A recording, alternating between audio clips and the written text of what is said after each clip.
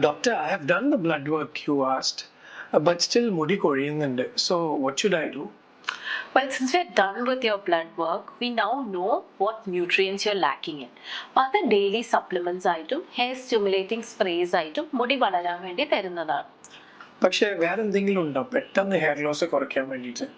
Well, in clinic procedures under like PRP or PRF, നല്ല results ആണ്. You can actually consider it. What is PRP? What is PRF? What is the difference? Well, PRP എന്ന് പറഞ്ഞാൽ platelet rich plasma and PRF is platelet rich fibrin.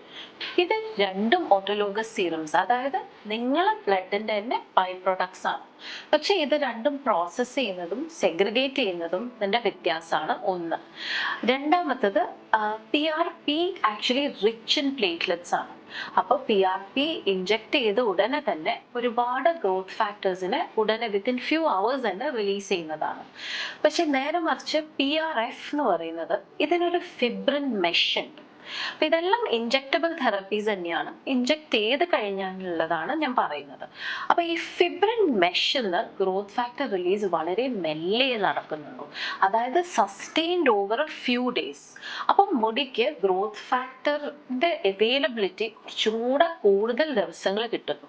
അതുകൊണ്ട് PRF ചെയ്ത് കഴിഞ്ഞാൽ പുതിയ മുടി വളരാനുള്ള സാധ്യതകൾ കൂടുതലാണ്. അപ്പൊ ടെക്നിക്കലി സ്പീക്കിംഗ് PRP ആണോ PRF ആണോ മോർ സുപ്പീരിയർ എന്ന് ചോദിച്ചു കഴിഞ്ഞാൽ ഡെഫിനറ്റ്ലി പ്ലേറ്റ്ലെറ്റ് റിച്ച് ഫിബ്രിൻ, അതായത് PRF തന്നെയാണ് PRP യിലും more superior. Okay, thank you.